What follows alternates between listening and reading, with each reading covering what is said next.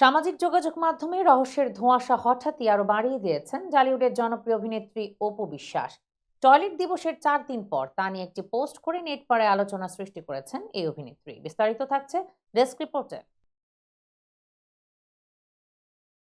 গত 20 নভেম্বর বুবলির জন্মদিন ছিল। বিশেষ দিনটিতে তিনি পরিবারের মানুষদের নিয়ে ঘরোয়া পরিবেশে কেক কেটেছেন।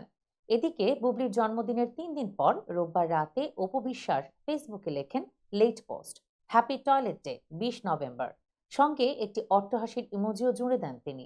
এই পোস্টে কারো নাম উল্লেখ না করলেও নেটিজেনরা ধরে নিয়েছেন যে বুবলির জন্মদিন নিয়েই ঠাট্টা করেছেন অপু বিশ্বাস।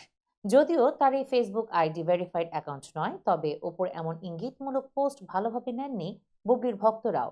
সামাজিক যোগাযোগ মাধ্যমে চলছে পাল্টাপাল্টি সমালোচনা। অপুকে উদ্দেশ্য করে অনেকে লিখেছেন, বুবলিকে নিয়ে আপনার হিংসা কমছে না। আবার কারো মন্তব্য, আপনাদের কাদা ছোঁড়াছুড়ি বন্ধ করুন।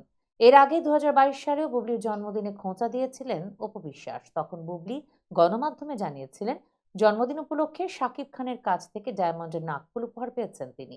সেই খবর ফেসবুকে শেয়ার করে অনেকগুলো হাসির ইমোজি দিয়ে অপু লিখেছিলেন, কি যে মজা, এ ঘটনায় চুপ থাকেননি বুবলিও। দুজনে জড়িয়ে পড়েন ভার্চুয়াল বাকযুদ্ধে। একজন আরেকজনকে নিয়ে নানা রকম কটু মন্তব্যও করেন তখন।